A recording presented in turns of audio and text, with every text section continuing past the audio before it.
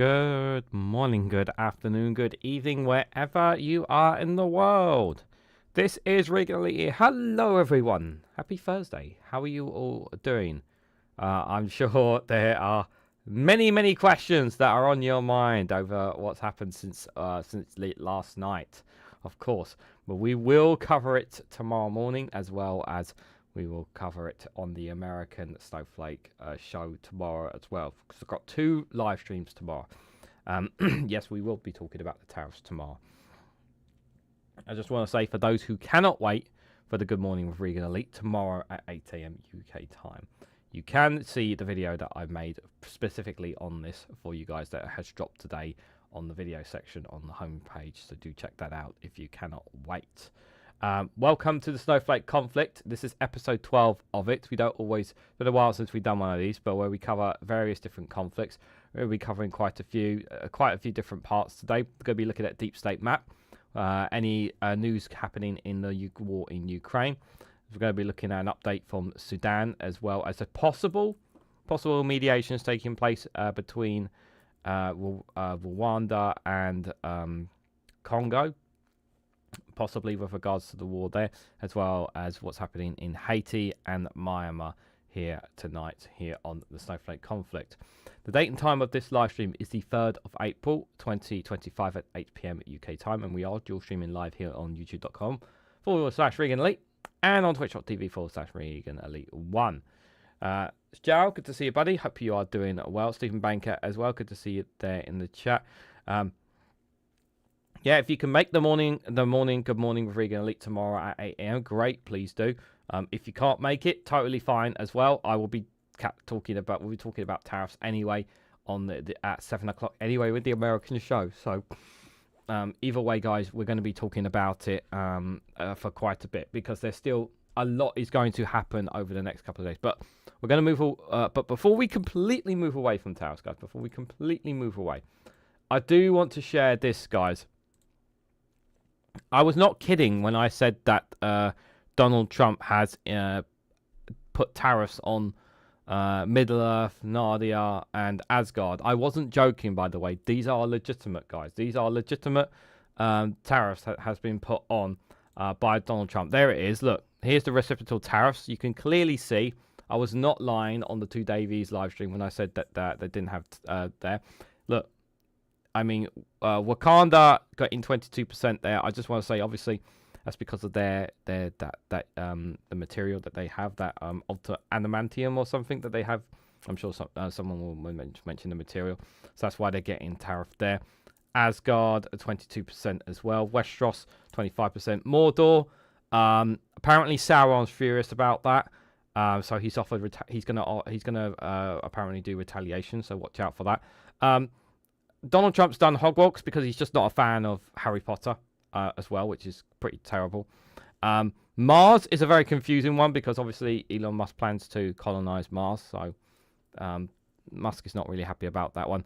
And then, of course, Nadia at the top there with 67% reciprocal tariffs there. So I just wanted to share that with you, that those are legitimate. On the tariffs there, so it wasn't a joke when I was showing them earlier, guys. That is absolutely true. Obviously, those numbers can change because you never know what this Prime Minister is going to do, so do keep an eye out there. But I wanted to share that with you guys because I thought it was really, really important, because I know everybody's all talking about tariffs. But we're not going to talk about tariffs here tonight. Deidre Neck, good to see you there. Hope you are doing well. Yeah, Odin will not be pleased. Indeed, he will not be pleased. All right, let's move away from it, guys. As I said, we'll talk plenty about it tomorrow. Right. So the first one I want to cover here is from Retros. Now, bear in mind, this was 5 days ago, and I haven't seen an updated one since. But this is from their sources. This is their sources specifically on this. So Qatar hosts talks between Congo and Rwanda, and it's also met with rebels, sources say. So let's have a little listen to some of this before we read into this, and then I'll share some of my thoughts on this, guys, because I think this is quite interesting given the situation, and given, Congo has gone through so much, and obviously there's always been this long problem that has been long problems that have occurred between Congo and Rwanda. Then, of course, there is the M23 rebels and the history between the different ethnicities within the country as well. But let's have a listen, guys. If it plays. Oh, no, it's adverts. Damn. You know what I should have done? I should have refreshed it. That's what I should have done.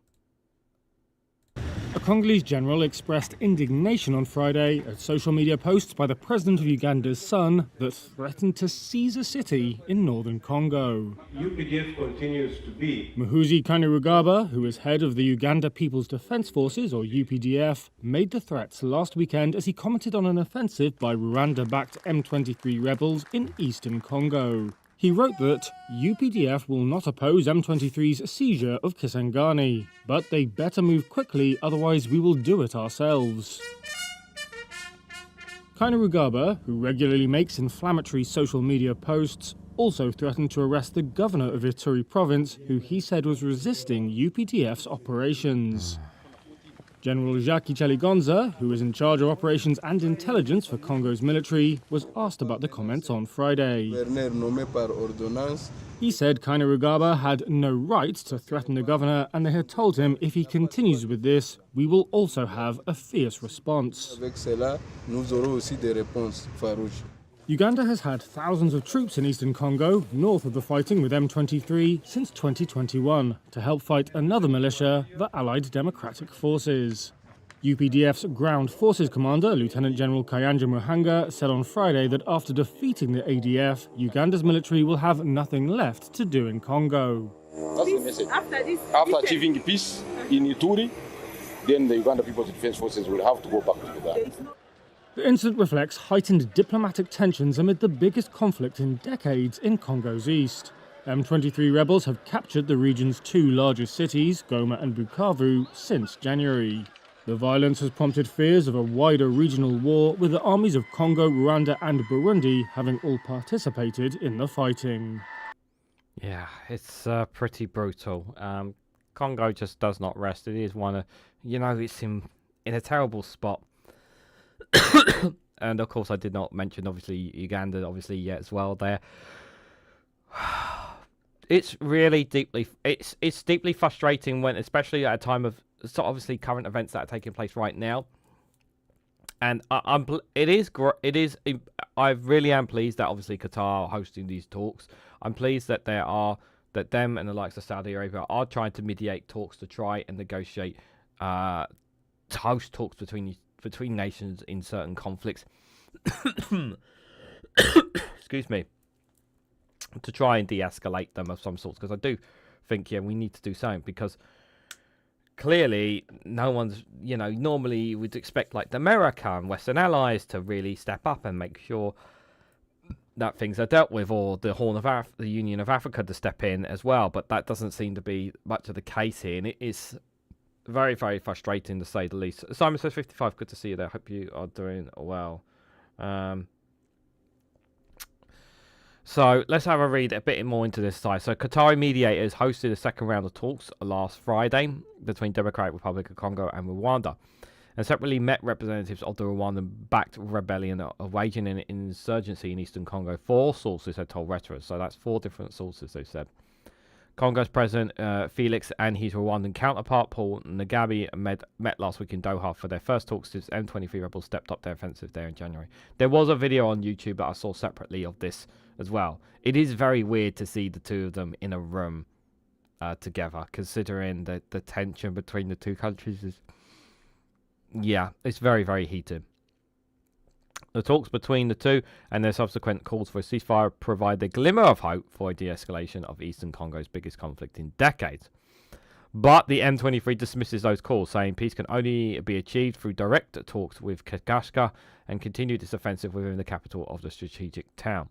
M23 representatives met Kagame mediators in Doha on Friday and did not hold talks with the Congolese or Rwanda officials also in town, said the sources. 2 from the Congolese government and 2 from the rebels. So I don't know what exactly the Qataris has said to those of the M23 representatives, but I imagine obviously that they would have tried to get them to at least talk, to get into a room with them, but they're probably not. They're not prepared to do that. But obviously these conflicts has been running deep for quite a while. The content of the discussions was not clear. Qatar's foreign ministry did not immediately respond to requests for comment. Congo, the United Nations, and Western governments say Rwanda is supporting the rebels by sending troops and arms. Yeah, this is something they consistently said, and as I say, Kadali has denied helping the M23 rebels, but very strong belief that that is happening. It's saying its forces are acting in self-defense against Congo's armies and ethnic Hutu militiamen linked to the 1994 Rwandan genocide that killed around 1 million people, mostly ethnic Tutsis. The conflict has raised fears of a wider regional war, with armies of Congo, Rwanda, and Burundi having participated in the fighting. Further, North Uganda also has thousands of troops in eastern Congo, and they are helping Kikaska fight another militia. But they are viewed with suspicion by many Congolese, given Uganda's intervention in past wars against Congo's government and accusations by UN experts last year that Kampala was providing support for the M23. So there's also this as well about the support for more support to M23 rebels here. It does feel like that the Congolese government is... It feels like that it's slowly going to get overthrown. The Congolese government. It just feels like there's too many factors against them, especially with over the last several months they've been losing territory as well. Uganda denied that the UN expert allegations. In a sign of possible diplomatic strains, a Congolese general on Friday expressed indignation about social media comments by the head of Uganda's People Defense Forces, the UPDF, last weekend that threatened to seize a city in northern Congo. The UPDF will not oppose M23 siege of Kikaski, but they better move quickly, otherwise we will do it ourselves. Masoli, who is the president, Yahya Masana's son, and regularly makes inflammatory social media posts, had written. Yeah, too many people are getting involved in the Congo. General Jacques Yagasgonlia, who was in charge of operations and intelligence for Congo's military, was asked by reporters about Kirawaba's comments after meeting with the Ukrainian counterpart in the city of Burinda. Well, if it's true that this is Ugandan military's chief account, we have expressed our dissension, he said. We told them that we are not at all happy about this. The UNDF spokesperson Chris said Ugandan forces have no ill will towards Congo and that the two countries were working together closely. The X platform is not an official channel, so people should not take it seriously, he told Reuters. Well, then why would you make the tweet in the first place? In an interview, Congo's foreign minister Teriski Wanda said that the joint Congolese-Ugandan operations against the Allied Democratic Forces and Islamic State affiliate were going well. We are happy that we have good communication channels with the UPDF, and so that enables us to react to dynamics on the ground, she said. It's chaotic is the word I would describe it. And like I said, this was a couple of hours, this was a couple of days ago, 5 days ago to be specific here as well. So I haven't seen a more updated version of news from regular outlets that I check on what's happening in Congo. But I thought this one was very interesting because of the fact that they've been holding talks to see. I'm going to go on a limb and play. Probably nothing's really come out of it because I think I would have seen it if they had said so. But yeah, as the moment that innocent people's lives are being lost, that's happening here. Whatever news that they are finding that's happening here. I really hope that they get that at some point the M23 rebels do agree to have talks with the Congolese government. I really hope so. I don't know if that's going to happen. Obviously, it's more complex than that. It's not as simple as that. But I do appreciate Qatar trying to get some talks going at least. But I do fear that the Congolese government is going to fall. I think that's the direction that it's going to head over time. And it just feels like more. It just feels like there's more. This is just going to be going on for quite a while, you guys. So the next story I've got for you guys is all the way over in Haiti. This Haiti is obviously one that we've covered here on the channel quite a few times here, guys. So, fed up with surging gang violence, thousands of Haitians hit the streets. Armed gangs control about 85% of the capital, the Port-au-Prince, according to the UN. So we know that the gangs have quite a huge amount of control of the capital, and still so far there hasn't seemed to be too much changes here. Now, I think, and something new that's really come to my mind the more that I think about this, there is this growing feeling, and we'll come to the video that they have here, that perhaps the government is in cahoots with the gangs, and that they're just playing along with all this as well. That was not something that I considered until I started listening to what some of the Haitian people were saying in the video that we'll see in a bit. And I think that's something we shouldn't rule out, considering we know that the government is corrupt anyway, because we know if they wanted to get things moving in the right direction, they would have done so. So there's definitely corruption there. But is it possible that this government may be linked to some of the gangs? And this is all just a ploy, possibly. I don't know if that's really the case, but it is something that has crossed my mind, because ever since they've had the Kenyan police forces coming in to try and help crack down on the gangs, to help get more control of the streets and get things more under control. It seems there hasn't been too much changes here. I don't know I can't recall if they've updated the number on the amount of Kenyan police forces that have come in. I know the last time we talked about this was roughly about the number was supposed to be about 10,000 Kenyans, and I think they only had about 3,000 or so that have come in. I do remember at the time, obviously, that the Kenyan Parliament was not really keen on this, and obviously the Kenyan people were not keen on this about their police forces going over to Haiti, getting involved in something that's very far away, that's not even on the same continent of them. So they weren't too keen on that. I know that as well. So. Thousands of Haitians have taken to the streets of Port-au-Prince to express their anger against armed guards that have taken control of nearly all the capital and its surrounding areas, and the government failure to hold them off.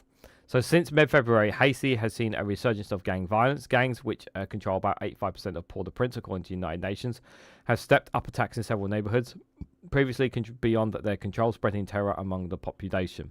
The violent groups have become behind a coalition known as the VSM and forced more than 1 million people from their homes, which has contributed to a freezing of the economy and has fueled mass hunger. There are also accusations of extortion, mass rapes and killings. We know that because we've reported on it here in the past as well. The transitional government, a rotating body of presidential council members appointed nearly a year ago, alongside a long undermanned and underfunded UN-backed security mission, has done little to hold off the gang advances so far. From early on Wednesday, the protesters erected barriers and disrupted traffic as they headed towards the offices of the President Transitional Council and the Prime Minister before being dispersed by the police. Yeah, because they want them to get... Like, they're supposed to be, like, the government, they're supposed to be the authority, and they're supposed to be doing something about this, and they're not. Not enough is being done, basically. They denounced their inactions of the authorities, who have failed to restore security almost a year to the day after the creation of the CPT, set up after the resignation of the Prime Minister Ariel Henry. Do you see what is happening? Protester Joseph Mackey had told Reuters news agency at the demonstration. Today, Haitian people will fight to be free already. We are free. Those men cannot frighten me. We can't stand this insecurity in the country any longer. One protester who declined to be named told the AFP news agency. It is unacceptable that we continue to lose territory. In reality, I believe that these territories are being handed over to bandits by the authorities, who are not rising to the occasion, he added.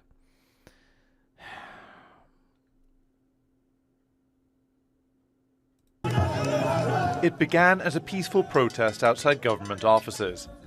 People in the Haitian capital, Port-au-Prince, demanding the authorities take greater action against gang violence. We came here to give them our demands. We demand freedom. We demand security. We need to be able to work and save our country. But the scene soon became more chaotic. Some protesters were armed and shots were fired. Police dispersed the crowds with tear gas. But many who joined the march say they weren't intimidated and have little to lose. Today everything is so clear. They know I am not afraid, and nothing will frighten me. Today Haitian people will fight to be free. We are free, so those men today cannot frighten me. Criminal gangs control most of the capital and have displaced more than 1 million people. The chaos has led to widespread shortages. The economy is collapsing and many are going hungry. A transitional government appointed a year ago has been unable to regain control. Critics blame corruption and collusion with the gangs, accusations the government denies. The UN says gang violence in Haiti killed more than 5,600 people in 2024. And until the rule of law is restored, the people of Haiti will continue to suffer. And they will continue to suffer. More than 1 million people displaced. They're not getting control of the situation. The government is losing control. When they announced, I remember when we talked about it, when they announced the transitional council, and I was like, okay, maybe they're going to get something going here. I remember us talking about it. I remember us talking about it and talking about pushing out Ariel Henry. I'm remembering about all this because nothing was changing. I was like, okay, well, maybe we're going to start seeing some progress here. But nothing has changed. Nothing has changed apart from more Kenyan police forces have come in, and they're struggling just to barely hold on to the goddamn airport in the capital. What are they doing? They're just literally sitting on their hands. And yeah, this video really, like, I'm surprised I haven't really thought about this sooner. But absolutely, I do think that the government perhaps are in cahoots with the gangs in some way, shape or form, because if they wanted to do, like, are they doing enough? Because I just don't think it's enough to just say, oh, the police need to do more, the police need to do more, the Kenyan police need to do more. Well, is the government providing them with everything they need? Are the police forces getting all the equipment necessary they need? Are they getting all the information that they need in this? That's a question that's on my mind when I think about this, because it does. Like, the fact that it's the gangs that are pushing them back. It's not the case of them pushing the gangs out. That's not happening. They still haven't pushed the gangs back. The gangs are still in control of a majority of the capital. So many people are suffering every single day as a direct result of this. It's disgusting that nothing is being done about this. The protest came days after a mass jailbreak in the town of Mayor. I'm pretty sure we heard about other jailbreaks in the past as well. From Sunday night to Monday, gangs attacked the police station and prison in Mirabellas, a town about 30 miles northeast of Port-au-Prince, freeing 529 inmates. This attack and another on the nearby town of Sol de Ile forced 5,981 people to flee their homes, according to the International Organization of Migration. Many critics have alleged that the government's poor performance against the gang advances is tied to corruption and even collusion with the armed men and their financial backers. While the government has rejected these accusations, Haiti's authorities have a long history of integrated corruption, and its judicial system has been paralyzed amid the violence. The Kenyan-led multinational security mission, which has about 1,000 police officers from 6 countries and the support of the UN, has also been assisting Haitian police to tackle gang violence. But the situation continues to deteriorate. We demand the restoration of security, free movement, and return of our children to schools. Another protester speaking on the condition of autonomy told the AFP. Down with the bandits, long live peace and security. If the authorities are overwhelmed by events, they must leave. I'm just going to say this here. If you don't have the authorities, the gangs will seize control of everything, because they're the ones with the guns, they're the ones with the weapons, they're the ones that control. And do you really want the? Because you may not want the bandits and the gangs, but you certainly do not want to lose. You do not want it succumbing to these people. We know what they're doing. We've already talked about the actions that these gangs are doing, and it's pretty darn disgusting. And I totally feel I understand why people are angry and frustrated. I totally accept that because of what they're going through, and rightfully so. It is frustrating because these people they cannot control any of this. Like, that it's literally out of their control. It is literally out of their control, and I really do feel sorry for them. I generally do. I wish the government would do more. I wish the authorities would do more. I wish that they were able to push the gangs back, or at least hold them from advances. I think that the fear is that I don't know how if they are making advances, how long before these armed gangs take full control of the capital. Very worrying indeed, guys. From one terrible story to another terrible one here, guys. why? Hold on a second. There we go. I've got the right one. Don't worry, you're not. Let me just hold on. Let me check before we go into this. No, you're not going to see. You're not going to see any of it. Okay. The headline, this one from Middle Eastern Eye. Torn up body parts, Israeli dawn shelling kills dozens of Palestinians. Airstrikes pummeled Rafka, Khan Yunis and Gaza City, killing at least 40 people. They're looking, some reports that I've seen is that they're looking to seize actually some of the territory as well. I don't know if I shared this here or if I shared this here, but I have shared it on Rumble, a story about how they're trying to set up posts to kind of lure people out of Gaza by offering them sanctuary somewhere else. They've set up these posts in Israel has set up some posts in Gaza offering people sanctuary outside of Gaza, basically to encourage them to leave the Gaza Strip. Many, obviously, the older people, those who have been through it all and lived their whole lives through it all, have basically refused. But there are some young people who are growing up into this world, growing up into this violence and whatnot, and are seeing this and are just thinking it's not worth it. It's probably best to leave. So there will be some Palestinians who will end up leaving if the opportunity comes, because there's nothing for them here. Even though many of them probably would not want to leave their homeland and give up on their homeland that it rightfully belongs to them. But the situation is, of course, is that America is going to stick by and support Israel no matter what it's doing in this situation. The UN can call and cry condemnation as much as it can.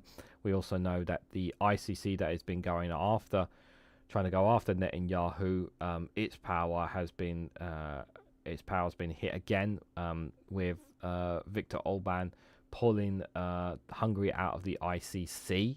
I think that was today or yesterday he made the announcement as well. So calling it a political movement against Israel in that regard, which I think is ridiculous to say the least. And it is ridiculous to say the least on that, because there is crucial evidence that supports going after Benjamin Netanyahu, and I think he's finance minister as well on this. But this is what I know you don't like the term torn up body parts, but this is what they deal with on a regular occasion, and nothing's being done about it still. So Israeli fighters pounded shelters across the Gaza Strip on Thursday, killing at least 42 Palestinians within hours in the deadly morning of the strikes. Displaced people in the Ali Maswani area of Khan Yunis were among those targeted by Israeli attacks.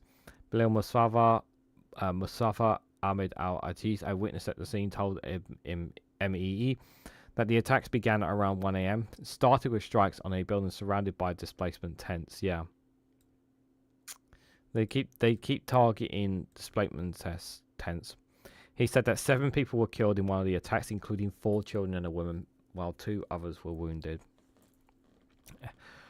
They were just torn apart body parts, he said, describing how the bodies of several victims were just left pieces as meat. Children, guys. Another witness, Shiled Jalad Shogun, cried out that most of these killed were women and children. The women and children were just sleeping peacefully. What did they do wrong, he said. Shilad noted that 4 families within the Sharp household had been wiped off the registry in Gaza. Despite our martyrs and the destruction that we face, by God's will, our lives will be turned around, Sholab added. Without any prior warning as they slept, some of them were even wearing their Eid attire. What is the sin of these children, are Arabs, he said, questioning the ongoing lack of intervention by Arab nations to stop the Israeli war in Gaza. That is a very good question. Enid Al-Aski, the wife of Enid Al-Aski, who was killed in the attack, told MEE that she was proud of her husband as she mourned him. There's a fire in my heart for him. Who will put it out, she sobbed, recalling how he held her hands and smiled at her at his final moments. We were sleeping when a fighter jet came and struck the house next to us, Aliaga described, adding that fire and shrapnel hit her family tents where her 5 children were asleep. Yeah, because there's definitely a Hamas there's definitely a Hamas compound there. Isn't that right? Because that's their argument every time. Every time these things happen, every time they're put to Israel to comment on it. Oh, they say that it might be Hamas terrorists in the area, or there's something Hamas here. That's really what you keep getting all the goddamn time with these guys. Our husband, who was sleeping outside the room, was killed by the shrapnel. I've only been here for 2 days, displaced from Ravka, and he said he would build us a castle. He turned our tent into a castle. I wish we never come here. May God have mercy on you, she said, lamenting her husband's loss. Since the resumption of deadly strikes on Gaza last month, the Israeli army has launched an increasingly brutal bombing campaign, killing more than 1,163 Palestinians in around 2 weeks. 2 weeks.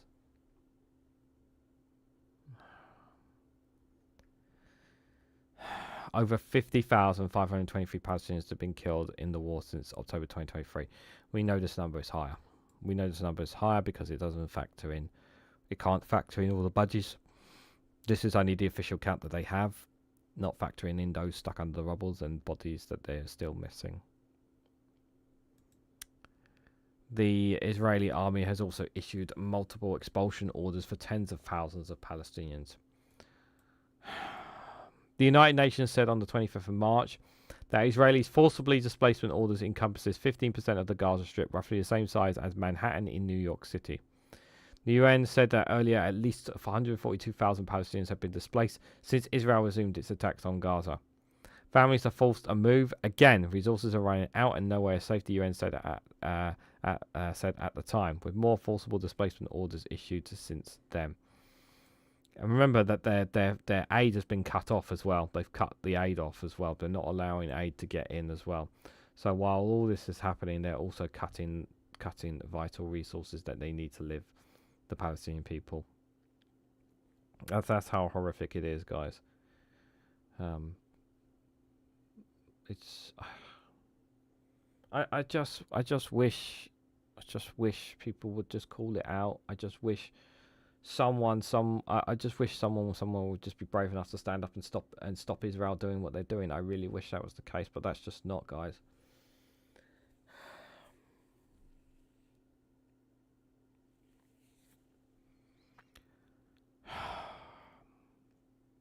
I don't know what to say apart from my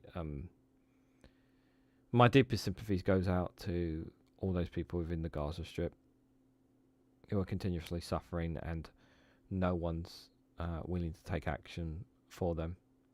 And I commend those who continue to call out what Israel are doing against the oppression that they're facing from a lot of Western countries.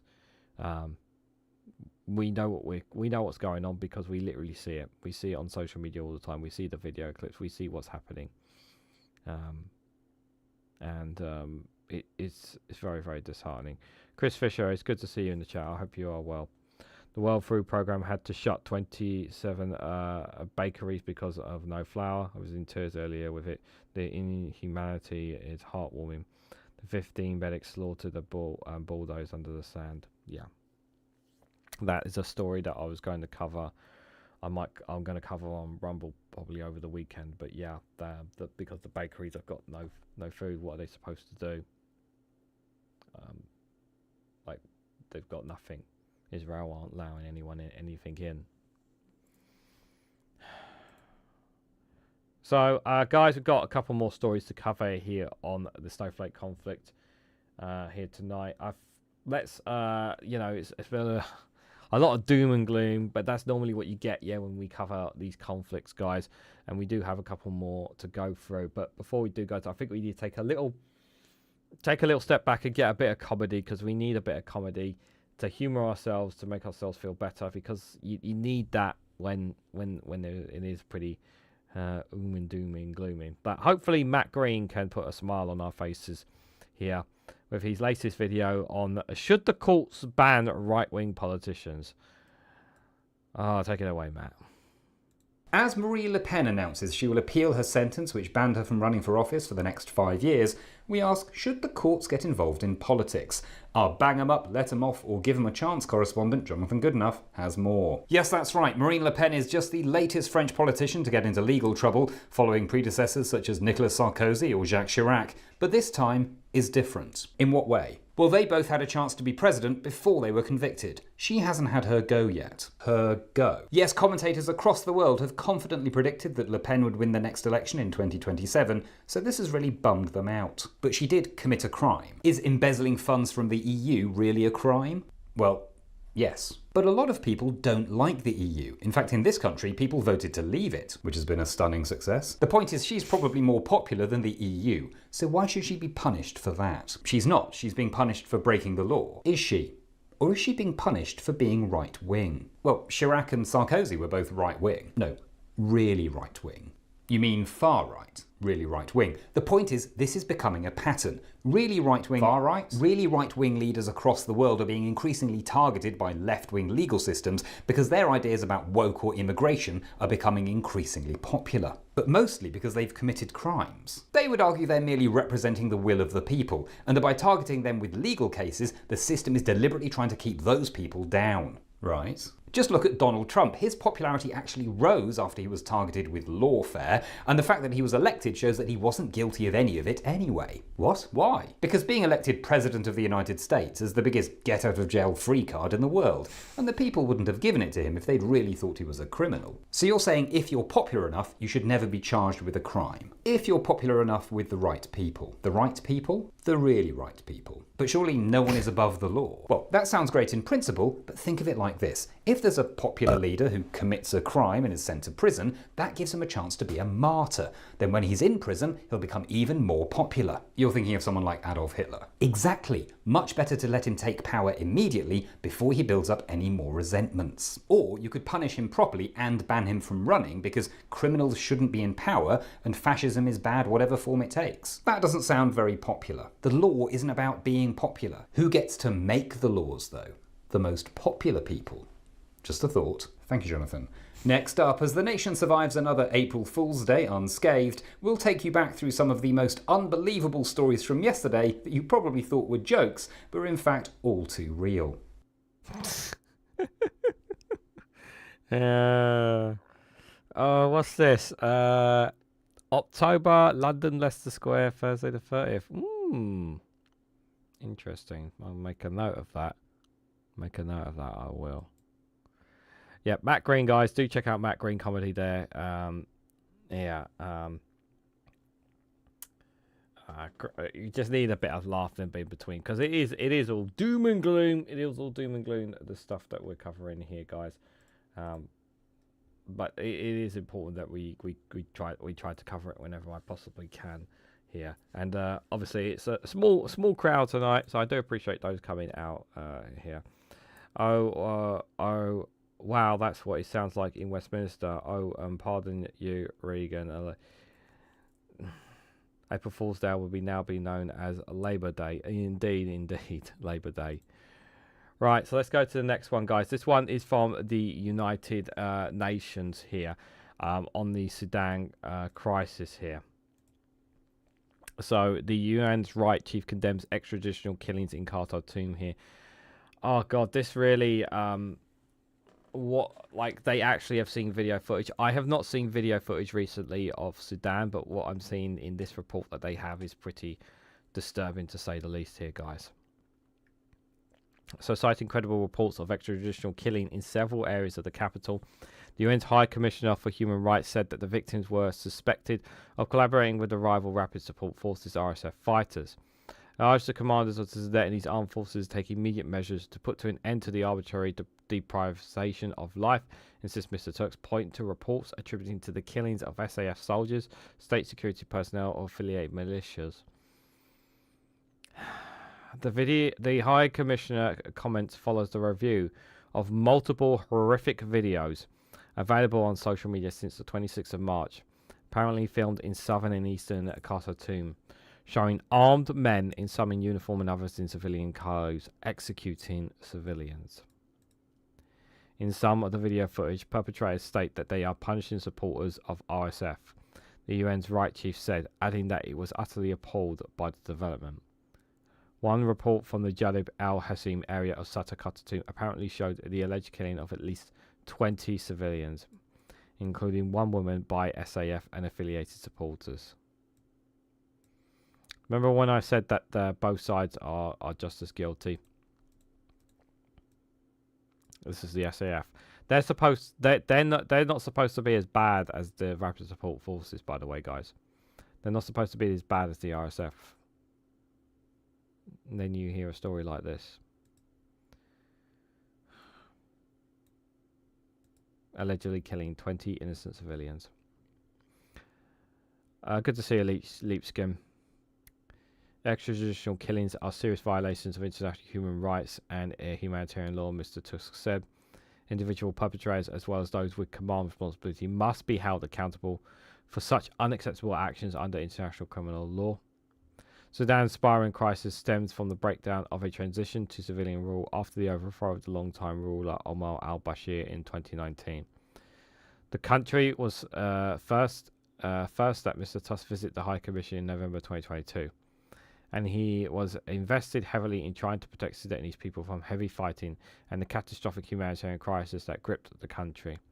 In May 2024, he spoke to rival generals Abdel Fattah al-Burhan of the SAF and Mohammed Ibn Digo, head of the RSF, in an effort to pause a peaceful resolution to the crisis. And that's not what happened, unfortunately. At the current Human Rights Council session in Geneva, however, the High Commissioner warned that more than 600,000 people are on the brink of starvation in Sudan after nearly 2 years of fighting. More than 600,000! Remember, because this is Africa, guys, you don't hear this enough. Because it's in Africa, it's not something that is covered enough. Sudan is a conflict I haven't really looked into. I've been told it's a genocide too, but we have no idea what's really going on. Chris Fisher. It is genocide. There is genocide taking place in there, Chris. I have not seen video footage of genocide. I have seen. No, let me take that back. I have seen some video footage in Sudan that will horrify you online. If you look hard enough, you'll find it. I have not seen. I've not seen footage that they're claiming that they've seen the SAF do, but I am aware the Rapid Support Forces have literally wiped out villages and ethnic cleansed areas based on certain religions, and yeah, it's pretty grim. It's really, really scary for people in Sudan, because if you're a certain religion or certain and whatnot, it's just, yeah, they're just wiped out. It's just it's just horrific, because so many people have fled Sudan since the war started as well, and no one has kind of really dealt with this issue. Like, they have tried, like, don't get me wrong, there have been nations that have tried to get them round the table. I know the UK was one of them trying to do it as well, but so far it's just been unsuccessful, guys. Famines reported to have taken hold in 5 areas, including Zamzam's displacement camp in North Darfur, Mr. Tusk said, referring to the shelter where the UN World Food Programme was forced to suspend its life-saving operations amid intense fighting. An additional 5 more areas could face famine in the coming months, and a further 17 at risk, the High Commissioner told the Council on the 27th of February. My own staff have heard harrowing testimonies of death from starvation in Khartoum and Khartoum.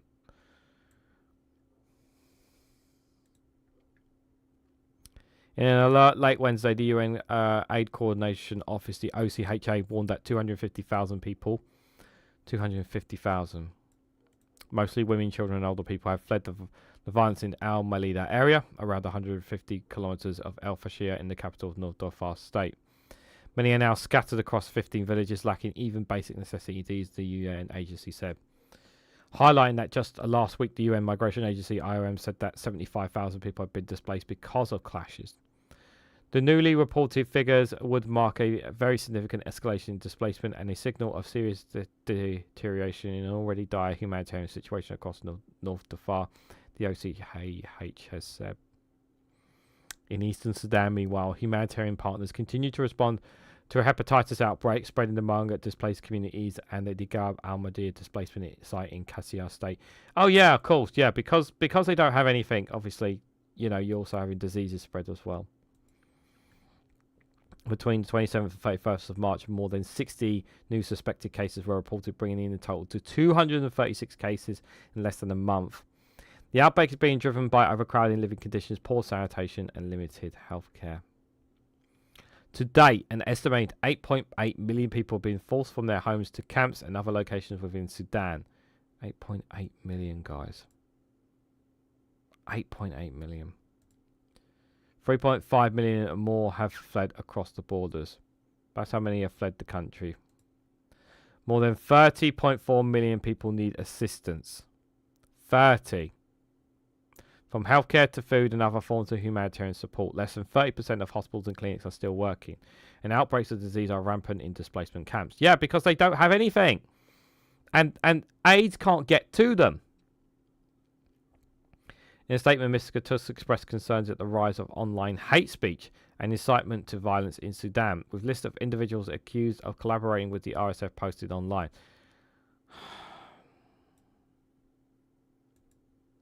The High Commissioner also warned that ethnic groups from the Darfur and Kordofan regions were being targeted disproportionately, before calling the Sudanese authorities to launch independent, transparent and effective investigations into the latest incidents.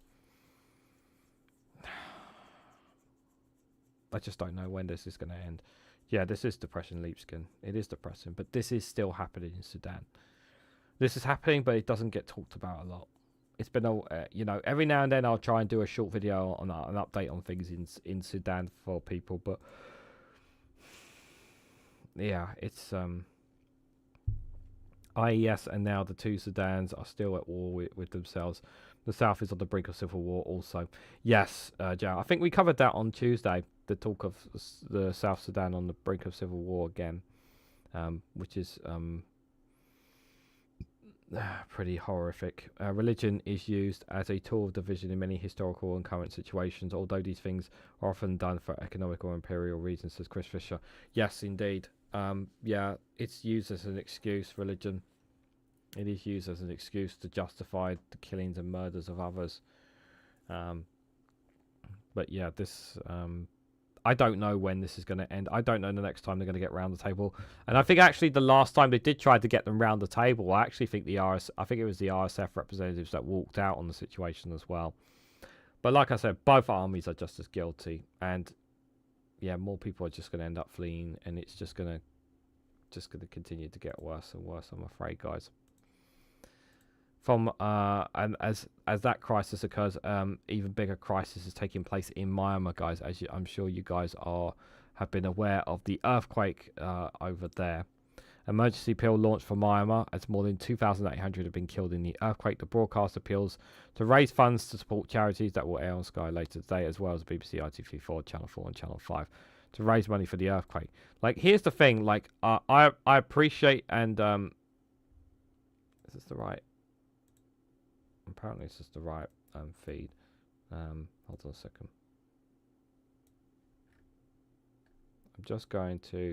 I'm going to switch it back in a bit, but I'm just going to say before I play this, like it's like I'm very, like, it's all well and good, like, wanting to bring money and send money to help with the earthquake, but there is also a conflict taking place, so even trying to get aid and support, to these areas, it's not even safe. Now, at the time of this live stream recording, I believe it was today, the military junta announced a temporary ceasefire. Whether they're actually keeping to it is another thing, because the problem is that the military junta have targeted civilians and have targeted civilians even after this was even targeting civilians initially, even after this earthquake as well. So even though I heard that announcement, do I believe the military government are going to keep to that? Hell no, of course not. But let's read into this, guys, from Sky News' report. We're going to take you to the epicenter of the earthquake in Myanmar. This is the road to Sagaing City. The bridge, an omen of the devastation that lies ahead. The stench of death hangs everywhere here. A city reduced to ruins. This is Reganelite grocery store, a 5-story building totally destroyed. Rescuers are trying to recover the body of 16-year-old May Puan. A crowded scene, hers a lonely death, and the burden of burial falling on volunteers, trying to offer dignity to the dead, no matter how grueling. Our rescue team is working hard to return the bodies of those who have died to their families. And after 5 days, it's very distressing to see the condition of the bodies. They're decomposing and the smell is awful. The teenager was working inside when the earthquake hit. She'd come to Sagaing for safety, to flee fighting further north. But she couldn't escape the cruelty of Mother Nature. So many young lives have been lost here, and every recovery is taking hours. This is all that's left of a school. Another brutal lesson in loss. 6 children are buried beneath, along with their teachers. Futures ripped away in moments. There are no big machines here, no big aid trucks, and seemingly no mercy either. The ruling military junta has admitted to firing warning shots at an aid convoy in another area. Relief doesn't come easy here. Even help is weaponized. Yet 5 days since tragedy struck, there are still some survivors. This man pulled out alive, but everything around him is gone. A catastrophe piled on top of a country already in peril. Absolutely just terrible. Absolutely terrible. The reports are, some other reports are as high as more than 3,200. Some have said 3,500, but that number is going to continue to rise and rise because of this earthquake. We do know that the earthquake did hit parts of Thailand as well, but Thailand is obviously a stabilized country, so they will be able to handle it much more efficiently. But obviously, because of the situation in Myanmar, because of the civil war, it's not the same here, as you guys are aware. And like they said in the report, because they don't have the machineries, they don't have what it takes to the basic things to really help these people. Some of them have just been stuck in some of the bodies have just been left in these situations for a very long time. That body count is going to rise and rise, and like I appreciate the fault of all nations raising funds to try and help with this situation, but unless more is done to pressure either the Judah military for some kind of comprehensive like to pressure the military, Judah need to be pressured into a proper ceasefire, at least temporarily. I do believe in the different rebel factions and their desire to be free and to break up the Judah government, the Judah military government, because their democracy was taken away from them by the military. So I do believe in their cause in doing so. However, something needs to be done on an international perspective to pressure the current Myanmar military Judah government in order for aid to get to them, because right now aid is incredibly difficult to get to them because of the current situation in this conflict. I know it's a very complex and difficult situation, but this is something that, and on an international base, it's not enough for just the military Judah saying they're going to agree to a temporary ceasefire. No, the international bodies need to come together and pressure the current regime to stick to this in some way, shape or form, because every single day that passes, more lives are being lost as a result of this terrible earthquake. So more than 2,800 people were killed by the quake in its aftershocks on Friday, with 1,000 more injured and buildings in the worst hit areas in ruins. It is thought the actual number of dead could be much higher. Today, the Disaster Emergency Committee of DEC has launched an appeal to raise funds for those impacted. DEC charities and local partners are already in Myanmar to assist with search and rescue efforts as well as providing emergency aid. Sally Said, committee chair executive, said the devastation from the earthquake is heartbreaking. Thousands of people suddenly losing loved ones in the most shocking of ways. He said that Myanmar was already on the grip of several humanitarian crises. Yeah, see, this was before even the earthquake. They were already in crises. Oh, sorry guys, I need to fix the camera. My apologies. In the wake of the 2021 military coup, and now the situation is even more critical. And we know that the money is tight for many people here in the UK as the cost of living crisis continues. But if you can, please donate to support hundreds of thousands of people, children's family, co-op, disaster added. Yeah, there'll be links in the article if you want to donate. Donate and support. By the way, I just want to put that out there if you want to. Oh, if you can. Sorry.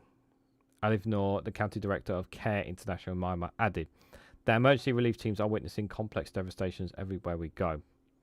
People traumatized by the earthquakes are sleeping on the streets with no clean water or food to eat and nowhere to escape from the heat, he said. They simply don't know where to turn or where to find safety. And it comes after a local in Mandalay, Myanmar's second biggest city, told Sky News that when we passed near destruction, collapsed buildings or damaged buildings, we can smell the dead bodies.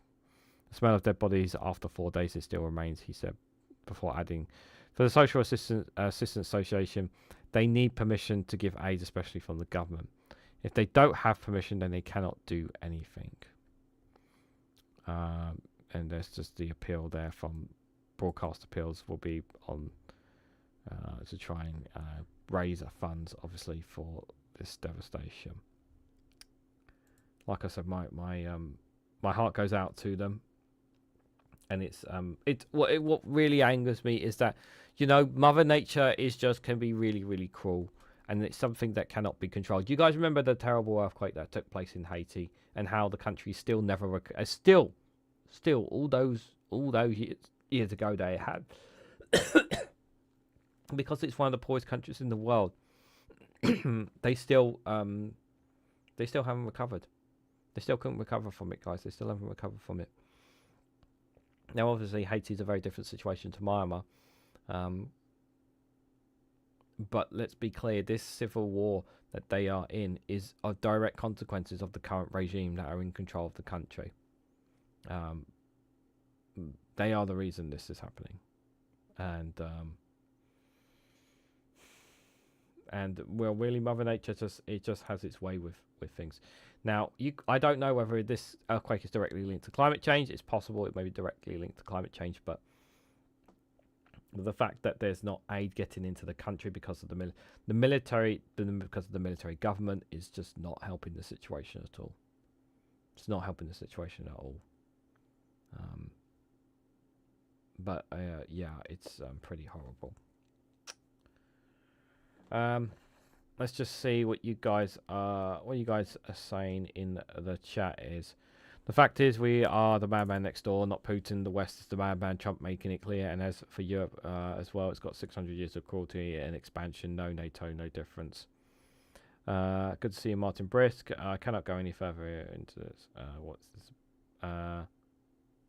So on my work that I will not mention directly with people from there. I know exactly where some of these reports come from. Okay. So our country is continuing to fight amongst itself, especially given an earthquake devastation. That's disgusting. It's more it's not so much the. I would say it's a very complex civil war. Leipzig. It's not like one faction against the regime. It's not like one rebellion of groups. It's a multitude of different factions across the country fighting against the military Judah.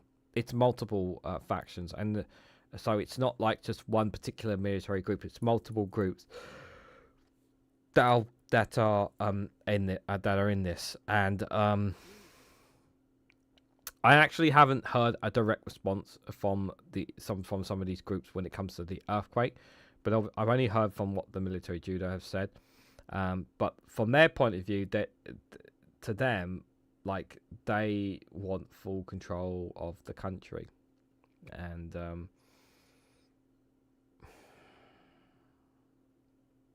I've got some strong ideas on the topic as well. Let's agree to disagree if we're not wanting to get deep into it. Yeah, we always have agree to disagreements. Disagreements on topics, guys. It's all good.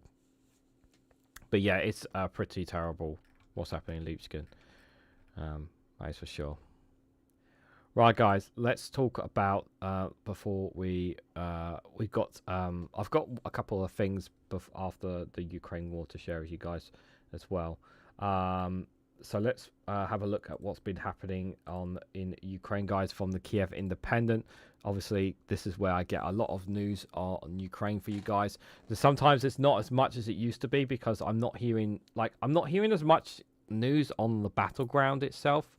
From the Kiev Independent as much as I used to. I don't know if maybe it's because they don't want to cover as much as they used to. I don't know. But this one I got from them from yesterday from them on their platform. So 3 have been killed and 18 injured in Russian attack against Ukraine over the past day. So the article was expanded with the Air Force report on Russian drone attacks. So Russian strikes across Ukraine killed at least 3 civilians and injured at least 18 over the past day, including a child. Regional authorities are reported on April the 2nd. Ukrainian air defences shot down 41 of 74 Shadow-type drone strikes and decoy drones launched overnight, with damage reporting in Kharkiv, Donetsk and Oster Oblast, the Air Force has said. 20 decoy drones disappeared from radar without causing damage. Russia launched 15 drone strikes against the eastern city of Kharkiv, and Mayor Ilor Tenlev have reported. 8 people, including 3 children, suffered from shock, the State Emergency Service said, reporting no physical injuries. So it was just shock, luckily. 2 civilian enterprises were hit. 3 fires broke out in industrial facilities, according to the service. In Dnipropetrovsk, Oblast, 4 people, including a 14-year-old boy, was injured in Russian drone and artillery attacks against the Dnipropetrovsk district. Governor Sergei Laskett had reported 8 houses, 4 outbuildings and other civilian property were damaged. 2 people were killed and 3 injured in Russian strikes in Donetsk Oblast, said the regional governor Vladimir Flushkin. 1 civilian was killed and another was injured in Proskis. 1 was killed Krasky Leman, and 1 was injured in Alavinka and Oskolendo Kanoval. In Kherson Oblast, so that's across the Dnipro River because they can't cross over Russia, really. They've not been able to. Russian attacks kill 1 civilian, injured 9. Governor Olegar Pruskin had reported. 2 high-rise buildings and 10 houses were damaged. A Russian attack on the village of Maskovilia in Zaporizhzhia Oblast killed a 45-year-old man and injured a 39-year-old woman and a 44-year-old man, Governor Ivan has said there. So those are some lives, 1 or 2 lives. Obviously, their civilian lives have been lost. Some obviously feeling shocked. Luckily, no children's lives have been lost here, according to the report, which is good because any of that will be devastating here. So let's check out some of the stories, some of the news feed that they have here on the Kiev Independent. So Ukraine receives 5,000 more Starlink terminals from Poland, the minister has said. Interesting. No thanks, guys. We're good. Ukraine has received 5,000 additional Starlink terminals from Poland to support critical infrastructure and contain communications from frontline cities. Digital Transformation Minister Mirosław Fedorov announced today. Starlink will help residents of the frontline territory stay in touch, call relatives, call emergency services, read the news due to attacks and destruction of base stations due to deoccupied territories. Regular communication is unavailable, Philip wrote on Facebook. Starlink, developed by SpaceX, is a satellite-based internet system that provides high-speed connectivity, particularly in remote and unserved areas. According to Philip, Ukraine has received over 50,000 Starlink terminals since the start of Russia's full-scale invasion in 2022, through cooperation between Digital Transformation Ministry, international partners and donors. Poland has been the largest single supplier, supplying around 29,500 terminals. We are grateful to the Deputy Prime Minister and the Digital Minister of Poland. I cannot say those names, so I do apologise. And the Polish government for their contributions to Ukrainian stability, they said. Concerns over Ukraine's continued access to Starlink have grown after it was reported in February that the US had threatened to cut the service unless Kiev agreed to critical minerals deals. Yeah, this is the problem. Because Starlink is owned by Elon Musk, this is the fear here as well. Tech billionaire SpaceX CEO Elon Musk denied his claims, and on March the 9th claimed that cutting Ukraine off from Starlink would cause the country's entire front line to collapse. I don't know if it would cause that, but it would certainly be devastating. It would certainly be devastating. The dispute escalated after an intense meeting between US President Donald Trump and President Vladimir Zelensky on February 28th, which led to a temporary halt in military aid and sharing in Washington as they sought to push Kiev towards peace talks in Moscow. During that temporary halt, Russia made great deals of advances as well. Amid growing uncertainty, Ukrainian officials have been exploring alternatives to Starlink. French satellite operator Eutelsat Communications is in talk with the EU to potentially replace the US-based system in Ukraine. 29,500 terminals. A lot of reliance on Starlink there. It is quite scary there. What's this here? Ukraine informs the US about Russia's energy ceasefire violations, Ukrainian officials say. You weren't seriously going to take... they were never going to take it seriously, guys. Ukraine has provided the US with evidence of Russia's violations of the energy ceasefire. Presidential Office Deputy Head Paolo Pascha said today, Ukrainian media outlet Sepul Line reported. Pascha clarified that Ukraine had not provided Washington with a list of specific infrastructure targets that would constitute a ceasefire breach if attacked by Russia. Under no circumstances are the coordinates or complete list of critical infrastructure facilities given to anyone, he said. Kiev had agreed to a full 30-day ceasefire in US-mediated talks in Jeddah on March 11th, but Russia refused, unless it included conditions of restricting Ukraine's military capabilities, such as halting foreign military aid. Instead, Ukraine, Russia and the US reached a partial ceasefire agreement covering energy infrastructure in the Black Sea. Just 2 days later, President Volodymyr Zelensky accused Russian forces of striking Kursk's energy infrastructure, calling for a response from Washington. Because it's Vladimir Putin, Donald Trump didn't want to. Moscow denied the accusation, with Kremlin spokesperson Dmitry Peskov insisting that Russia had adhered to the agreement but reserved the right to abandon it if Ukraine violates the terms. Oh yeah, so that attack here definitely had nothing to do with Russia, right? Russia has accused Ukraine of attacking the Sudan gas metering station in Ralakusk Oblast, a claim that Kiev dismissed as an attempt to justify further strikes. Russian Foreign Minister Sergei Lavrov said on the 1st of April that Moscow had sent a list of alleged Ukrainian ceasefire violations to the US, the UN and the OSCE. Who do we agree more, Russia or Ukraine? Answers on a postcard, please. His remark followed Zelensky's March 28th order, instructing Defense Minister Rustem Rumadov to provide the US with proof of Russian ceasefire violations. Washington has not yet publicly responded to the claims. Russia has repeatedly targeted Ukraine's power grids since the launch of the full-scale invasion, while Ukraine has used long-range drones to strike Russian oil and gas facilities there. Yeah, I'm not having much faith in that little ceasefire if possible. But interesting one here, guys. This one's just dropped literally about 10-15 minutes ago. Full ceasefire. No, guys, I'm good, thank you. I know you guys do great work, but I can't spare any money personally. Apologise. Full ceasefire possible within weeks if the West puts pressure on Russia, Zelensky says. So a full ceasefire can end the hot phase of Russia's full-scale war against Ukraine in the coming weeks if Western countries put sufficient pressure on Moscow, President Volodymyr Zelensky said during a visit to Chisirev. Sorry, my throat. Apologies. On April the 3rd. Kiev on March 11th said it was ready to begin a complete 30-day ceasefire proposed by the US as long as Russia accepts the same terms.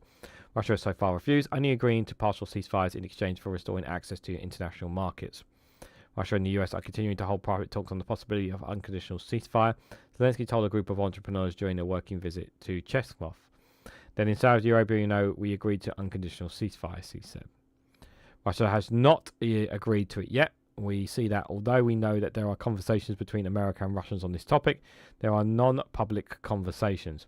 The US and Europe need to work in concert to pressure Moscow into a full ceasefire as quickly as possible, Zelensky has said. The issue is now putting pressure on Russia to get there, he said. I think it's possible to do this as soon as possible in the coming weeks, maybe months, maybe in different ways. Sometimes it happens at the same time, especially with this phase of the end of the war. A full ceasefire is the right step and one that Ukraine has agreed to and supports. Earlier in that day, Russian negotiator Kirilov Dmitrov confirmed that he had arrived in Washington to hold talks with US officials on behalf of Russian President Vladimir Putin. Between April the 2nd and today, Dmitry reportedly met with Steve Witkoff, US President Donald Trump's special envoy in the Middle East, at the White House on the April the 2nd. Oh my God, a Russian negotiator was that? Oh my God. The contents of the discussion remain unclear. I don't like this, by the way. I don't like this at all. I really, really don't. Just personally. Ukraine, Russia, and the US have agreed to partially cease fire covering energy infrastructure in the Black Sea. Yeah, we discussed that already. That bit already. Russia plans to increase groupings in Ukraine by 150,000 troops. In 2025, Ukrainian officials have said there. The Russian military plans to increase its grouping in Ukraine by 150,000 soldiers in 2025, equivalent to around 15 motorized infantry divisions.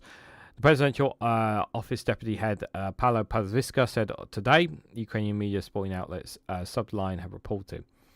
Their formation is ongoing. The Russians have no problem with recruiting personnel now. However, it should be understood that all these formations cannot be put into action at the same time, Palaska has said. This build-up comes as Russia intensifies its pressure on the front line while engaging in ceasefire consultations, according to Paskala. Moscow is not interested in peace talks except in areas concerning maritime security, where ceasefire is more relevant to Russian interests. Ukraine had agreed to a full 30-day ceasefire in US mediated talks in Jeddah on March 11th, but Russia refused unless it had certain conditions. Yep, we've already said there. And we've already read that. Yep. Let's just see if there's anything more to add on this. On the battlefield, Russian forces continue advancing instrumentally, attempting to break through specific sections of the front, Pasla has said. He acknowledged that some Russian tactical successes, but said Ukraine is counterattacking, making its own gains, and if they do this, they will continue to stall peace talks to get time, he added. And by the way, I did have a look at this deep state map before we get into it. They have actually done some fightbacks, actually, which we'll see in a bit. President Volodymyr Zelensky said on January 15th that Ukraine's military constructs of 880,000 soldiers tasked with defending the entire country against 600,000 Russian troops concentrated in different areas. Ukraine has faced manpower shortages, particularly in infantry units, as Russia ramped up its offensive in Donetsk Oblast in the summer of 2024. The pace of Russia's territorial gains has slowed in recent months, according to battlefield monitoring group Deep State. Russian forces captured only 133 square kilometers in March, their lowest monthly total since June 2024. The slowdown has been attributed to winter conditions, effectively Ukrainian drones, and temporary exhaustion of Russia's offensive potential. Despite this, Russian troops continue their assaults, particularly around Pskov and Donetsk Oblast, where the fighting intensified in late March. Let's just see, before I go to Deep State, if there's any other information here that add. Ukraine informs US about ceasefire violations. Yep. How Trump's tariffs will impact Ukraine. Every finding is a key mission. There. 55. Russia's year-on-year oil gas revenues dropped by 17% in March. There. Czech's ammunition initiative for Ukraine security funding until September 2025. Czech's FM has said there as well. So those are some of the latest stories there, guys. Why is my chat not showing everyone? Let me just fix that. There we go. I heard Putin is recruiting 50 to 70-year-olds now. Perhaps he's also raiding the junior schools for soldiers. Yeah, he's looking to push more people into the forces. I'm pretty sure I covered that in a short video. Correct me if I'm wrong there. Good to see you, Jane. Hope you're doing well, and anybody else looking in the chats. Yeah, I'm pretty sure that I've covered that. I covered it in a short video. If not, I might have covered it perhaps on Rumble, possibly. Now, it has been a good while, guys, since we have looked at the Deep State map. But quite a lot there has actually been some significant change to the map since we've last checked it. Let me just make sure it's on the right date. So this is the Deep State map. Link for it's down in the description if you ever want to look at it yourself, guys. Obviously, it's not 100% accurate of what's happening in the conflict, but I use this as the best parameter to it, and it is used by certain outlets like the Kiev Independent and others to give a best reading of what's happened in the map. But this is the current map at the moment. So just for those who are new to this map, and I'll just give a bit of a breakdown for those before we dive into it. So obviously you have Ukraine there. You can see Kiev there with the badge. The green the green areas are where Ukraine has pushed back against Russia. The red area is where they have seized territory, where Russia has seized territory from Ukraine. So that's territory that rightfully belongs to Ukraine, and it's been taken from them by the Russians. The purple territory was a territory that is, although it is Ukraine's territory, it's areas that are more pro-Russian than pro-Ukrainian, and that they chose to liberate. And that, well, this one in particular here, there was already insurgents taking place before the war even began in that area in particular. And then obviously in purple here we have Crimea, which was obviously annexed by Russia in 2014, just for reference there. So the first thing you guys might be asking, well, Regan, what's happened to, where's the territory of, where's the annexed territory where they were making massive gains in, they used to have massive gains over here. Yeah, about that, guys. So you remember this, guys. You remember, so this side. You remember when they had a huge swathe of land here, guys. This is what's happened to it. Russia, with the help of North Korea, has successfully pretty much pushed Ukraine quite far back here. And this is yesterday, but as you'll see, so that's on the 1st of April. Goes another day back, another day back, another day back, 29th of March, 28th, 27th, 26th. But as you can see, the whole of March is a complete transformation. Watch. So I go all the way back. 13th, 14th, 12th, 11th. If you go all the way back to the 1st of the month, like I literally go all the way back to the 1st of the month. On the 1st, this was the 1st of March. This is how much territory they had at the 1st of March. They had huge amounts of territory, and no doubt that what happened in the White House when the intelligence was cut off obviously did not help as well. But you can see, literally, this is from the 10th of March, 11th of March. They pushed really hard, pushed Ukraine back there, and then 12th of March literally pushed them even further back. 13th, and then obviously, as you can see, it pushes them even further back. So this kind of this area, this kind of like bargaining chip now, yeah, it's almost certainly done here. So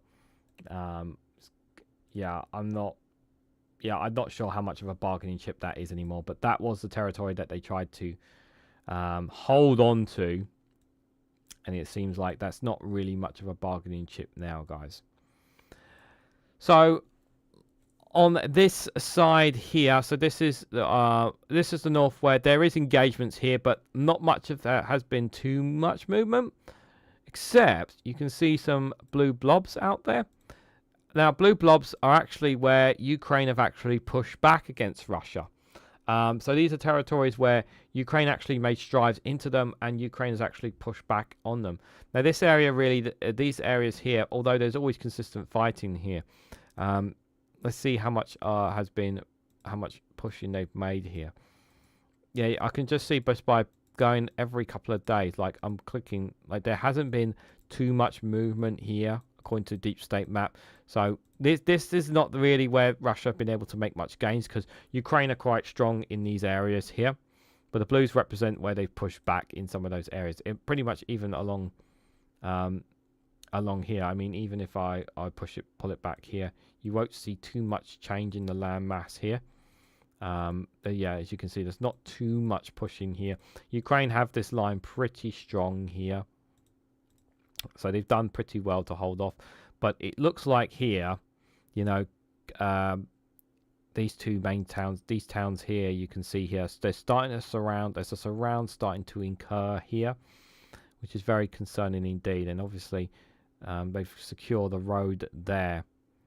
Secured the road here from the looks of it, which obviously means another supply, because obviously catching the roads are very good, because it obviously cuts off supply routes for Ukraine.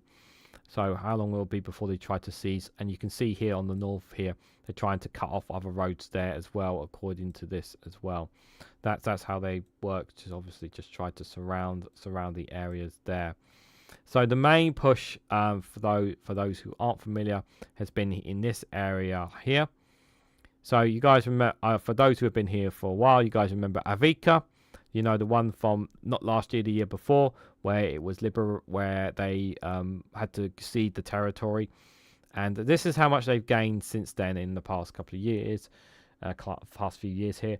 And as you can see, even here, guys, even in this, I'll just zoom in a little bit. You can see there's been a bit of pushback against Ukraine, which again is a good sign. It's good to see a bit of blue.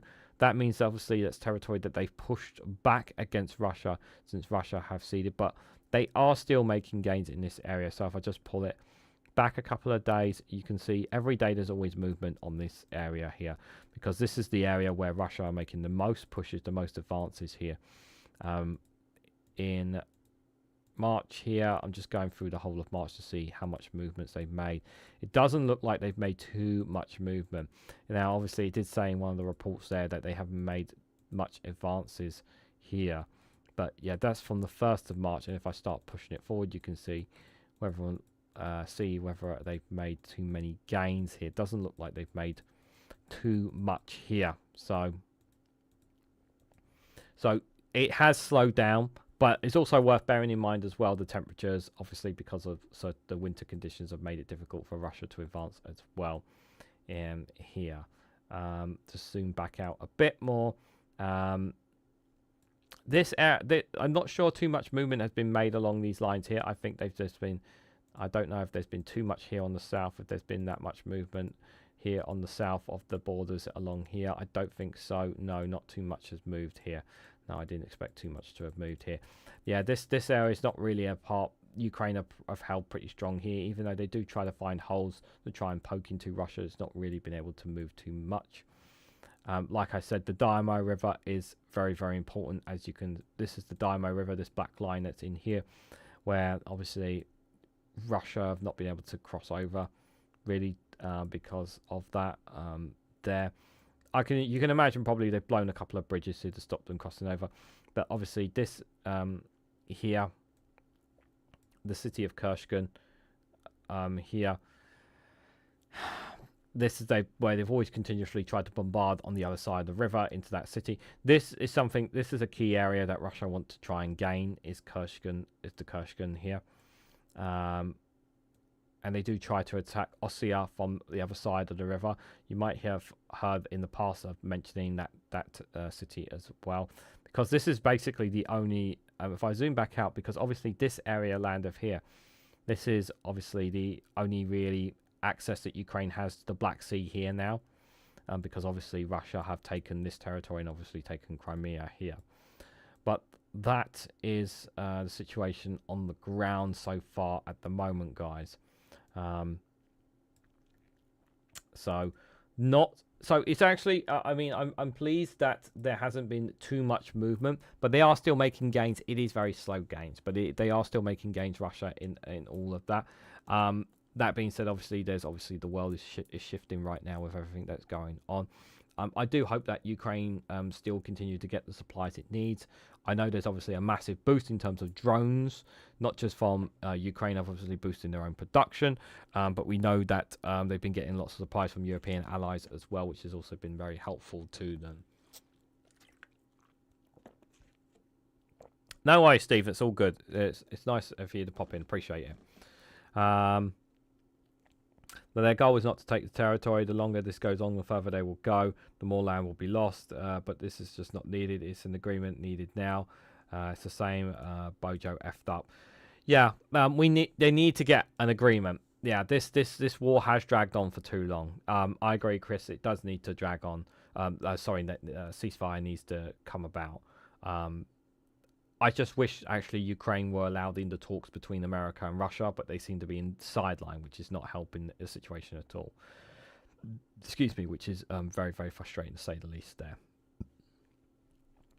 So guys, I've got, before I take you to the funny video, I actually want to share something with you guys here. about obviously this was a speech from a famous politician from the UK. Some of you might know, Tony Benn, in February 1998. It's he would have been 100 years old today, guys. And Politics Joe shared this, and I thought this would be, and I listened to the speech. I thought it was a very nice speech for over 2 minutes here. And considering that we've been covering lots of conflicts and whatnot, I thought it was a nice one to share with you guys. But yeah, here is the Labour Titans, a stunning anti-war speech, as powerful it is now in 1998. See if you can guess the person who is, guess the man who was standing behind him when he made this speech, you guys. I'm sure you guys recognise that person. War is an easy thing to talk about. There are not many people of the generation that remember it. The right honourable gentleman served with distinction in the last war. I never killed anyone, but I wore uniform. But I was in London in the Blitz in 1940, living in the Millbank Tower where I was born. Some different ideas have come in since. And every night I went down to the shelter in Thames House. Every morning I saw Dockland burning. 500 people were killed in Westminster one night by a landmine. It was terrifying. Aren't Arabs terrified? Aren't Iraqis terrified? Don't Arab and Iraqi women weep when their children die? Doesn't bombing strengthen their determination?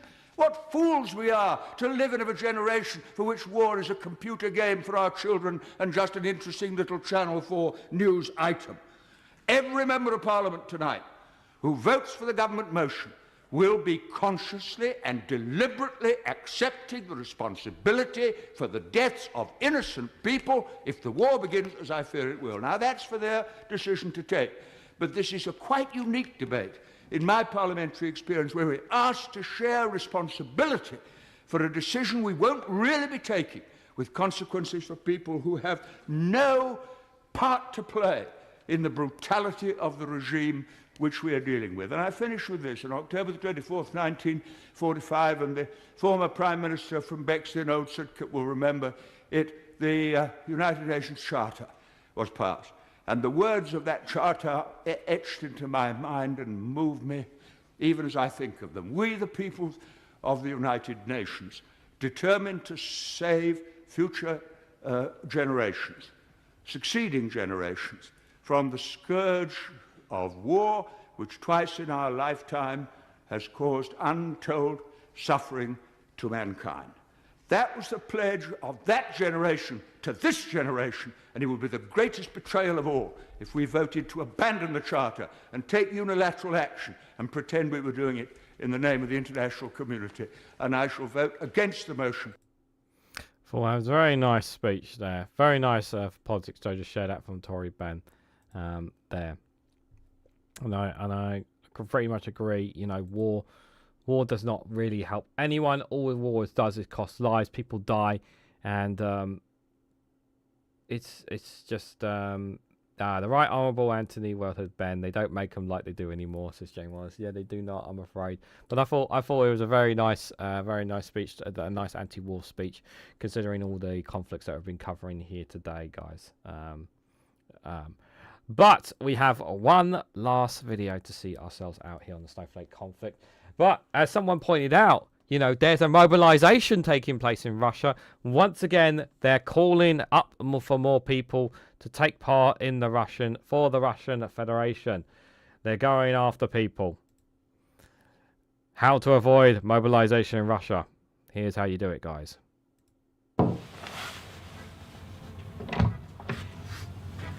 You have been selected for mobilization. Yes, but I cannot go because I have a disability. Back is banjaxed. We take them. I'm 65 years of age. I know, right? We take them. You take... I am criminal. I am criminal. Despicable human being, so, you know, you don't... We take them. I cannot go because I am Ukrainian, you see? So the conflict of interest there. We take them. My aim, though, you know, is up, it's down, it's like, you know, you should see my toilet bowl. It is disgraceful. We take them. I'm insane. I'm insane. It's okay, we take them. I have lots of STIs. We take them. I am a coward. A coward. People call me coward. We take them. I'm American spy. American spy now. No. So I am the last person that you want to No, we take them. We take them.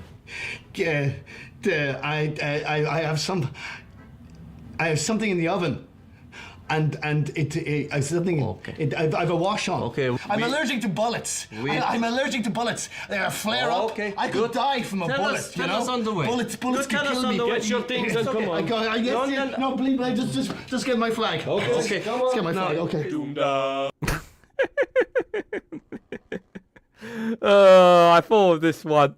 I thought of this exact video when I actually was looking up stuff, and then I remember obviously that the Russians are looking to recruit more soldiers, and this was the first video that came to my mind. I had to play this one. This throwback one. It is one I've cut. I think this is the third time I've played that video in my time on the channel. I think it is, but it's so funny. We take them. I'm insane. We take them. I'm a coward. We take them.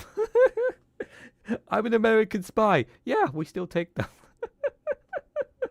But what I love is just how they just stand there and give that death stare of, you're coming with us whether you like it or not. Guys, I want to say a massive thank you to everyone who's come along. Thank you guys for all your comments. It is greatly appreciated. I will be back here in about... I will be back in literally 10 hours' time, if my calculations are right. Tomorrow, 8 p.m, Good Morning with Reganelite. Please join me for another morning show. We will cover some of the news that is happening as we go into the weekend. Do join me for that. In case anyone's worried about the funny video, don't worry. It's just dropping at 2 p.m. tomorrow instead of 8 a.m. in case anyone's worried. So don't worry. There's that as well. And then I have another live stream at 7 p.m. with with a Snowflake about America, and I wonder what we're going to be talking about there, guys. So yes, do join me for the Good Morning with Reganelite at 8 a.m. If you can make that, great. If you cannot make it, then hopefully I will catch you on the later show. Just a reminder as well, there's lots of live streams taking place tomorrow on Fridays. I know Max is not live streaming because he's away this week, but of course, just a reminder, 9 a.m. After me, there is Graham Hughes with Politics Social. 10:30 on the Two Davies channel, you have Dave McGuinness with paper reviews. 1 p.m. Graham Hughes and Phil Morehouse with the agenda on Politics Social. You have at 5 p.m. also you have Daily Blase with the Friday Frolics on his YouTube channel as well. So and then there'll be me at 7 p.m. As well. So there's lots of live streams taking place on Friday. So if you guys have some time, please check out some of those as well. Thanks guys for coming along as always. I greatly appreciate it. Let's just check on the gang. Oh, I meant to tell you guys that this is really Pingu is absolutely fucking furious with Donald Trump. Excuse my language. I have to swear because Pingu has been enraged with Donald Trump with the tariffs that have been imposed. A 25% hit to the penguins of Antarctica and the Arctic. It is absolutely infuriating to the penguin society. He is furious. He has spoken to Vladimir Putin. He has been speaking to his counter-BRIC partners to take appropriate action against Donald Trump and the United States of America. I just want to say on behalf of you guys and myself to you, Pingu, we are so sorry that you and your people have had to indulge these terrible, horrible tariffs by Donald Trump on the innocent penguins there. It means that there's going to be less fish for them as a direct result of actions taken by this horrible Trump administration. We will do everything we can here on this channel to try and support you as best we possibly can. I'm sure you guys agree there with me. Pingu does not have Tesla stock. No, he does not have Tesla stock. That is fake news. Pingu has just said to me, Jow, on that one there. But yeah, deepest condolences to Pingu. I'm really sorry, my friend. Okay, I won't touch you again. Yeah, he threatened to bite off my finger if I did that again. Yeah, absolutely disgusting of Donald Trump to do that. So guys, just before I go, I have one last thing to say. If you haven't already, please hit that like button, be greatly appreciated. Share this across social media so others are notified of this live stream. If you haven't subscribed already, please consider subscribing because it really does help support the channel. If you want to go one step further and financially support me and the work that I do here, you can do so by becoming a YouTube member for as little as 99p. You can even join me on Rumble or Patreon for exclusive content on those platforms. So thank you all so much for watching, and I hope to catch you all very, very soon.